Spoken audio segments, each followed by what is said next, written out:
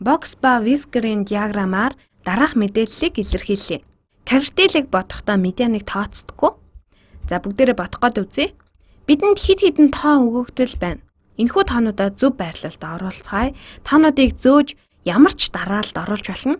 Гэхдээ өсөх дарааллаар ирэмблэх нь бидэнд илүү их хэрэгтэй. Тоо ямар дараалалтай байх нь эцсийн хариунд нөлөөгүй гэдгийг санаарай. Энэ дасгалыг шууд хаан ихтэмээс авч ашиглаж байгаа болохоор тэмдэглэл хийж чадахгүй байна. Тэгэхээр би зөвхөн маусаар дасгалаа ажиллаж байгаа болохоор та бүхнийг ч бас тэгж хамтдаа ажилласаа гэж хүсэж байна. Энэ төрлийн бодлогыг бодож сурахад маш их дадлага хэрэгтэй ба хаан ихтэмд нийтдээ 150 мянга гаруй дасгал байгаа. За бодлогоо бодож эхэлцгээе. Тоогоо ирэмбэлцгээе. Дараа нь нийт тооныхоо далаацыг олж болох юм. Хамгийн их болон хамгийн бага тоо аль нь вэ? Хамгийн их болон хамгийн бага тоо аль нь вэ? Энд 7 байна. Энд хэдэн ширхэг 8 байна.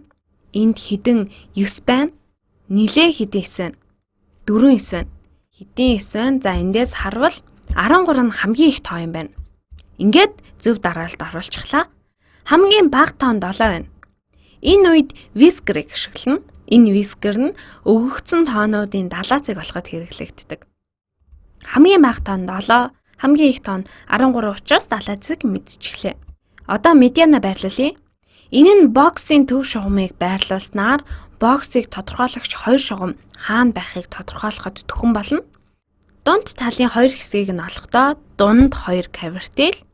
Зарим тоо нь ямар байхаас шалтгаална. Гэхдээ энэ дундах зураас нь бидэнд байгаа тоон өгөгдлийн медиан нь болох юм. За одоо медиана нь голынх нь тоо болж байна. Хэрэв тоонуудаа ирэмбэлвэл медиан нь яг голынх нь тоо байна. Бидэнд 11-ийн тоо байна. Тэгэхээр дунд талын тоо нь хоёрлалтаа 5 тоотой байна. Энэ 9 голын тоо болж байна.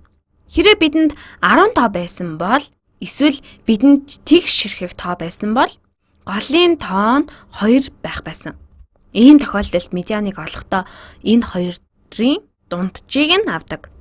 Сүүлийн өгүүлбэр маань ойлгомжгүй байвал медианы тухайн хаан ихтэмийн хичээлийг үзээрэй.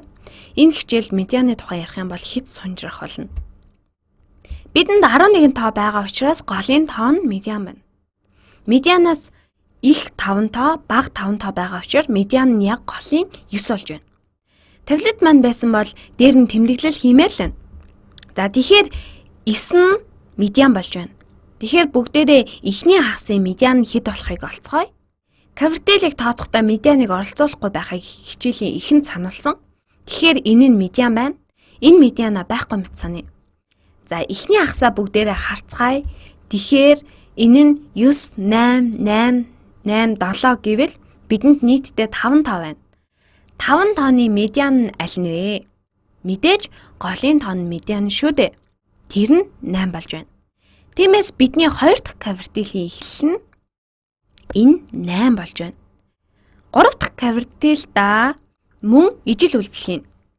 Энэ медиан нийт тоо өгөгдлийн медиан байсан гэдгийг санаарай. Энэ медиана тооцохгүйгээр дараагийн хэсгийн тоонуудыг харцгаая. Энэ нь 5 тоо зөв ирэмттэй байна. Энэ хэсгийн дундах тоон буюу медиан нь 10 болж байна. Энэ нь 2 дахь кавертилийн баруун захын тоон болж байгаа юм. Бүгдээрээ бокс ба Whisker-ийн диаграмыг байгууллаа.